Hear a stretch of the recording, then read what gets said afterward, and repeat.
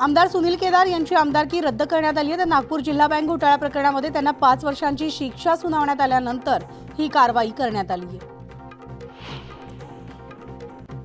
मराठा आरक्षणासंदर्भात सरकार सकारात्मक असून आता मागासवर्ग आयोग वेगानं काम करत असल्याचं उपमुख्यमंत्री देवेंद्र फडणवीस यांनी स्पष्ट केलंय। शिंदे समितीचा तिसरा अहवाल लवकरच येईल असंही ते म्हणाले। दरम्यान आरक्षण देताना ओबीसी समाजावर अन्याय होणार नसल्याचंही त्यांनी नमूद केलंय। बाळासाहेब ठाकरे माझे दैवत आहेत, त्यांची शपथ घेऊन सांगतो की त्या व्हिडिओचा बडगुजर यांच्याशी काहीही संबंध नाही। संघ परिवाराला विशेषतः नागपूरवाल्यांना माहिती आहे की हा व्हिडिओ नक्की कुठून आलाय ते, आणि असं स्पष्टीकरण देत संजय राऊत यांनी संघावर आरोप केलाय। मुंबई पालिकेच्या वतीनं स्वच्छता मोहीम राबवली जाते। या अंतर्गत शहरातल्या 3 वॉर्डमध्ये मुख्यमंत्री एकनाथ शिंदे यांच्या प्रमुख उपस्थितीमध्ये स्वच्छता मोहीम राबवण्यात आली आहे। तर वरळी परिसरामधून या मोहिमेला सुरुवात झाली आहे। गेल्या 2.5 वर्षांमध्ये झालेला कचरा साफ करतोय असं सांगत शिंदेंनी आदित्य ठाकरेंवर निशाणा साधलाय। अंतरवाली सराटीमधून निघेपर्यंत चर्चा करणार आणि अंतरवालीतून निघाल्यानंतर चर्चा बंद, पुन्हा चर्चा करणार नाही। जरांगे पाटलांनी पुन्हा राज्य सरकारला इशारा दिलाय, तर त्याचं त्यांनी भुजबळांवर सुद्धा हल्लाबोल केलाय। भुजबळांना आता महत्त्व देणार नाही, ते बधीर झालेत अशी टीका जरांगे पाटलांनी भुजबळांवर केली आहे। मनोज जरांगे पाटलांचा महाराष्ट्र दौरा सुरू आहे, मात्र या दरम्यान त्यांना खोकला आणि अंगदुखीचा त्रास जाणवतोय। त्यामुळे डॉक्टरांच्या सल्ल्यानुसार जरांगे पाटील आता उपचारासाठी छत्रपती संभाजीनगरमधील गॅलेक्सी रुग्णालयात उपचारासाठी दाखल झाले। सांगलीमध्ये श्रीराम जन्मभूमी मंदिर प्राणप्रतिष्ठापनेच्या सोहळ्यासाठी मंगलक्षता कलश पूजन आणि भव्य शोभायात्रा संपन्न झाली। तर या यात्रेत भाजपा खासदार संजय काका पाटील यांनी सुद्धा उपस्थिती दर्शवली आहे। सांगलीमध्ये हा मंगलक्षता कलश प्रमुख मार्गावरून फिरवण्यात आलाय। पर्यटनासाठी सुप्रसिद्ध असणाऱ्या सिंधुदुर्ग जिल्ह्यात पुन्हा आता पर्यटन हंगाम सुरू झाला आणि सध्या कोकणाच्या पर्यटनामध्ये अधिकची भर टाकली आहे, ती म्हणजे राजकोट किल्ल्यानं।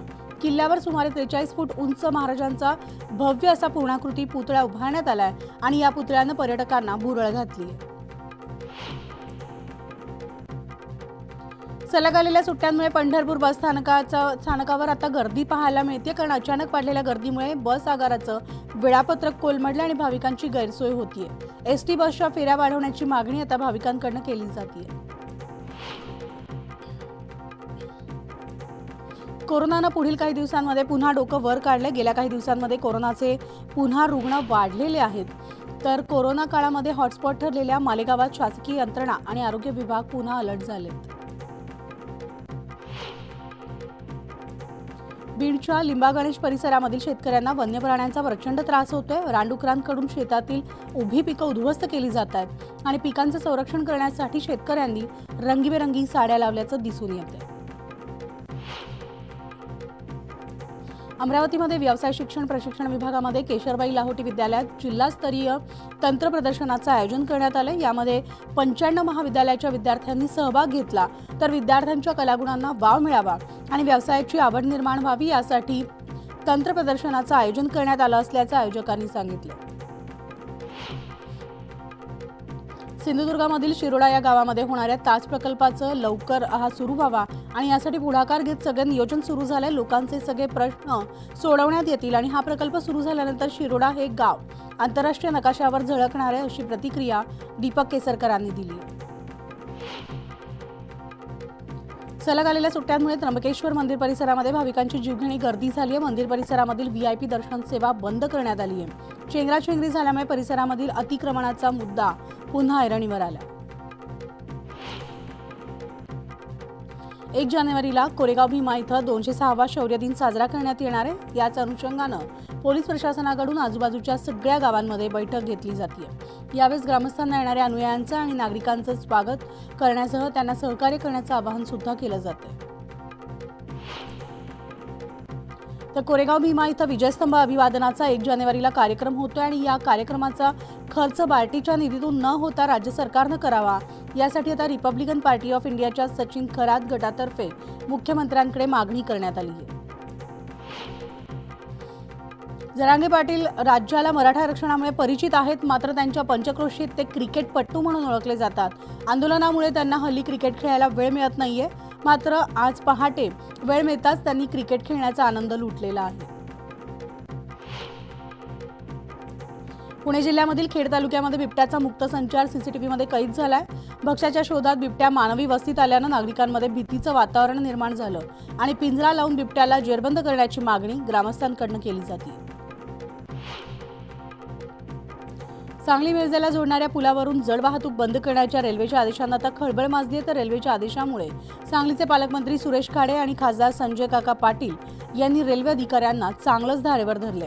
कोणत्याही परिस्थितीमध्ये हा पूल पाडू नका आणि तो दुरुस्त करा, रेल्वेची दादागिरी चालू देणार नाही, असा सज्जड दमही खासदार संजय पाटील यांनी रेल्वे अधिकाऱ्यांना दिला. बुलढाण्याच्या मोताळा तालुक्यामधील नाईक नगर येथे शनिदेव यात्रा महोत्सवाचं आयोजन करण्यात आलं. यावेळी शनीचं दर्शन घेण्यासाठी भाविकांनी हजेरी लावली होती. तर उंच टेकडीवर असलेल्या शनिदेव मंदिरामध्ये ही यात्रा साजरी होते. वाशिम जिल्ह्यामधील मतदारांमध्ये ईव्हीएम आणि त्याचबरोबर व्हीव्हीपॅट मशीनबद्दल असणारे गैरसमज दूर होण्याबाबत मतदारांना मशीनद्वारे मतदान कसं करायचं याचं प्रात्यक्षिक देण्यात आलं. प्रात्यक्षिक देण्यासाठी ईव्हीएम आणि व्हीव्हीपॅट मशीन जनजागृती मोहीम सुरू करण्यात आली आहे.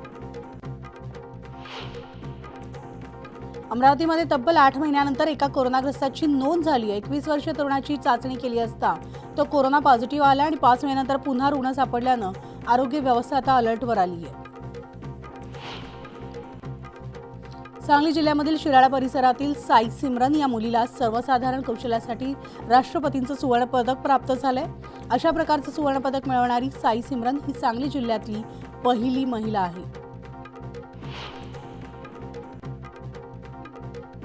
सांगलीमध्ये राज्यस्तरीय मॅरेथॉन स्पर्धा संपन्न झाली आहे. तर राधेय सेवा फाउंडेशन कडून या राज्यस्तरीय मॅरेथॉन स्पर्धेचं आयोजन करण्यात आलं. विशेष म्हणजे या स्पर्धेत 45 दिव्यांग बांधवांनी सुद्धा सहभाग घेतला होता आणि 2 किलोमीटरची मॅरेथॉन स्पर्धा त्यांनी पूर्णही केली आहे. चंद्रपूर जिल्ह्यामधील बल्लारपूर तालुक्यातल्या विसापूर येथील तालुका क्रीडा संकुलामध्ये 67व्या राष्ट्रीय शालेय क्रीडा मैदानी क्रीडा स्पर्धा 26 ते 31 जानेवारी दरम्यान होणार आहेत. तर या स्पर्धेच्या पूर्वतयारीचा जिल्हाधिकारी विनय गौडा यांनी आढावा घेतलाय. एक दिन सायकल के नामचा संदेश देत सायकलिंग संडेची स्थापना करण्यात आली. सायकलिंग संडे ग्रुपला 300 आठवडे आता पूर्ण झालेत. अनेकांनी सायकल चालवत 300 आठवडे पूर्ण झाल्याचा आनंद साजरा केलाय. तर पावसाअभावी यंदा नदी नाले कोरडे पडल्याचं पाहायला मिळतं. यामध्ये सगळ्यात जास्त फटका हा वन्यजीवांना बसताना दिसतोय. पाण्यासाठी भटकंती करणारा मोर 50 फूट खोल विहिरीत पडला. या मोराला प्राणीमित्र आणि ग्रामस्थांनी बाहेर काढून जीवनदान दिलं.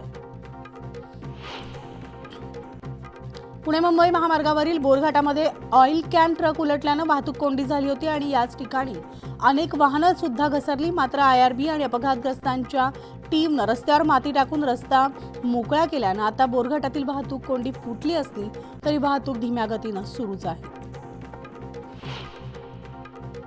सलग आलेल्या सुट्ट्यांमुळे पर्यटकांनी कोकणात नवीन वर्षाच्या स्वागतासाठी आणि नाताळच्या सेलिब्रेशनसाठी धाव घेतली आहे. समुद्रामधील स्वच्छ समुद्र किनाऱ्यांना पुन्हा एकदा पर्यटकांनी गर्दी केली आहे आणि त्यामुळे लाखो पर्यटकांमुळे कोकणातील समुद्र किनारे आता गजबजले आहेत. नाताळच्या पार्श्वभूमीवर सिंधुदुर्गामध्ये भव्य रॅली काढण्यात आली. सावंतवाडी कॅथलिक असोसिएशनच्या माध्यमातून निघालेल्या या रॅलीला आता शहरात मोठा प्रतिसादही मिळाला. नंदुरबारमधील शहादा तालुक्यामधल्या केळीच्या बागेत पुन्हा एकदा बिबट्याचं दर्शन झालंय आणि पुन्हा बिबट्या दिसल्यामुळे परिसरात भीतीचं वातावरण निर्माण झालंय. वनपाल आणि वनरक्षकांनी बिबट्याला जेरबंद करण्यासाठी पिंजराही लावलाय. पुणे मुंबई एक्सप्रेस हायवेवर सलग दुसऱ्या दिवशी वाहतूक कोंडी झाली आहे. वाहनांची संख्या वाढल्यानं वाहन चालकांना वाहतुकीचा सामना करावा लागतोय आणि वाहतूक सुरळीत करण्यासाठी डेल्टा फोर्स आणि महामार्ग पोलिसांचे प्रयत्न सुरू आहेत. सलग आलेल्या सुट्ट्यांमुळे पर्यटकांनी कोकणाच्या दिशेने आपली पावलं वळवली आहेत आणि नवीन वर्षाच्या स्वागतासाठी गणपतीपुळे मंदिरात बाप्पाच्या दर्शनासाठी भाविकांची गर्दी पाहायला मिळते. लांबून आलेल्या भाविकांच्या मंदिरातच लांबच लांब रांगा लागलेल्या आहेत. गडचिरोलीमधील दुर्गम भागामधील हेमलकसामध्ये लोकबिरादरी प्रकल्पाच्या माध्यमातून आरोग्य आणि शिक्षणाच्या क्षेत्रात सामाजिक कार्य सुरू असतं आणि लोकबिरादरी प्रकल्पाच्या रुग्णालयामुळे हजारो आदिवासी रुग्णांवर मोफत उपचार होत आहेत. याच प्रकल्पाला आता 50 वर्ष पूर्ण झाली आहेत. भंडारा जिल्ह्यामधील तुमसर तालुक्यामधल्या गायमुख या भागामध्ये आदिवासी समुदाय वास्तव्य करतोय, परंतु या भागामधील रस्त्यांची अक्षरशः चाळण झाली आहे। 5 वर्षांपूर्वी तयार करण्यात आलेल्या रस्त्यावर जागोजागी खड्डे पडलेत, त्यामुळे या रस्त्यावरून प्रवास करणाऱ्या नागरिकांची गैरसोय होती। गेल्या काही वर्षांपासून पंढरपूरमध्ये चंद्रभागेमध्ये होणारा अवैध वाळू उपसा तात्काळ थांबवण्याच्या मागणीसाठी वारकऱ्यांनी आंदोलन केले। वाळू उपसा न थांबल्यास राज्यातील लाखो वारकऱ्यांसह जन आंदोलन करण्याचा इशारा यावेळी दिलाय। कर्तव्यामध्ये कसूर करणाऱ्या प्राधिकारी आणि तहसीलदारांच्या विरोधात वारकऱ्यांसह महर्षी वाल्मिकी संघानं सुद्धा एल्गार पुकारलाय। डिसेंबर महिन्यामध्ये थंडीची चाहूल लागताच पहाटेच्या वेळेस आमणापूरच्या कृष्णावेशीतील चिंचपट्टी बगळ्यांच्या आवाजानं थरथरू लागते आणि 100-200 पाखरं हवेत फिरकावताना चौफेर विखुरतात आणि हेच आकाशातील विलोभनीय दृश्य सगळ्यांचं लक्ष वेधून घेतं। अकोल्यामध्ये संत तुकडोजी महाराज पुण्यतिथी महोत्सवाला आता थाटात सुरुवात झाली आहे। श्री राजारामेश्वर मंदिरापासून शोभायात्रा काढली जाते आणि या शोभायात्रेमध्ये विदर्भामधून 20 ते साधारण 25 दिंड्यांनी सहभाग घेतला। पिंपरी चिंचवडमध्ये पुन्हा एकदा वाहनं पेटवल्याची घटना समोर आली आहे। विठ्ठलनगर परिसरामधील एका सोसायटीच्या पार्किंगमध्ये 20 ते 30 वाहनं पेटवून देण्यात आली। रात्री 2च्या सुमारास अज्ञातांनी ही वाहनं पेटवल्याचं स्थानिकांचं म्हणणं आहे। तर सामान्य रुग्णालयाच्या स्त्री रुग्णालयाचे प्रमुख वैद्यकीय अधीक्षक डॉक्टर सचिन वारसेकर याला लाच घेताना एसीबीच्या पथकानं रंगेहात पकडलंय। सचिन वारसेकर यांनी ड्युटी लावण्यासाठी तब्बल 48,000ची लाच मागितली होती। बुलढाण्यामध्ये हा प्रकार घडलाय। नाशिकमधील देवळाजवळ मुंबई आग्रा महामार्गावर भरधाव वेगानं ट्रक पलटी झाला। या अपघातात ट्रक चालकासह 3 जण गंभीर जखमी झालेत आणि चालकाचं नियंत्रण सुटल्यामुळे हा अपघात झाल्याची माहिती मिळते। भंडाऱ्यामध्ये ग्रामपंचायतीची मंजुरी न घेता स्वतःच्या फायद्यासाठी बनावट काही शिक्क्यांच्या आधारे 31 लाख रुपयांचा अपहार केल्याचा प्रकार समोर आलाय। देव्हाडा येथील ग्रामसेवकावर करडी नजर असून पोलीस ठाण्यात गुन्हा दाखल करण्यात आलाय। तर साताऱ्यामधील हिरवे तालुक्यामधल्या कोरेगाव इथल विक्रम विजात खताळ या 13 वर्षीय चिमुकल्याचा ऊसाच्या शेतात खून करण्यात आलाय। खुनाच्या घटनेनं परिसरात सगळीकडे गोंधळ माजलेला आहे। पोलिसांकडून अधिक तपास सुरू आहे। पिंपरी चिंचवडमधील नेहरू नगर येथील विठ्ठलनगर वसाहतीला आग लागली असून या आगीत जवळपास 20 वाहनं जळून खाक झाली आहेत। आगीची माहिती मिळताच अग्निशमन दलानं घटनास्थळी दाखल होत नियंत्रण आगीवर मिळवलं, मात्र अजूनही आगीचं कारण हे अस्पष्ट आहे। तर सलग आलेल्या सुट्ट्यांमुळे नाताळ आणि नववर्षाच्या सेलिब्रेशनसाठी कास पठाराकडे जाणाऱ्या हुल्लडबाज पर्यटकांवर सातारा तालुका पोलिसांनी धडक कारवाई केली आहे। कास पठारावर रात्री मद्यपान करून हुल्लडबाजी करणाऱ्यांविरोधात पोलिसांनी कारवाई केल्याची मोहीम पाहायला मिळते। अकोल्यामधून जाणाऱ्या राष्ट्रीय महामार्गावर रात्रीच्या सुमारास हरण आडवा आल्यानं मोटरसायकलचा अपघात झाला। या अपघातात बाईकस्वार जखमी झाला असून हरणाचा जागेवरच मृत्यू झालाय। JN1 व्हायरसच्या पार्श्वभूमीवर प्रशासन आता अलर्ट मोडवर आले आणि भुसावळ जिल्हा प्रशासनातर्फे आरोग्य विभागाला सतर्क राहण्याच्या सूचना सुद्धा देण्यात आल्या। जिल्हा आरोग्य विभागाच्या पथकाकडून खासगी रुग्णालयांची तपासणी केली जाते। या तपासणी दरम्यान रुग्णालयामधील बेड्स, व्हेंटिलेटर, ऑक्सिजन, उपलब्ध औषध साठा या उपाययोजनांबाबत आढावा घेतला जातो। तर राज्यात कोरोना पुन्हा डोकं वर काढत असताना सार्वजनिक आरोग्य विभागानं आधीचा टास्क फोर्स जो होता तो रद्द करून नवीन टास्क फोर्सची स्थापना केली आहे। कोरोनाच्या रुग्णसंख्येला नियंत्रणात आणण्यासाठी टास्क फोर्सनं मोलाची भूमिका बजावली होती, त्यामुळे आता नव्यानं रुग्ण सापडू लागल्यामुळे आरोग्य विभागानं पुन्हा टास्क फोर्सची पुनर्रचना करण्याचं काम सुरू केलं।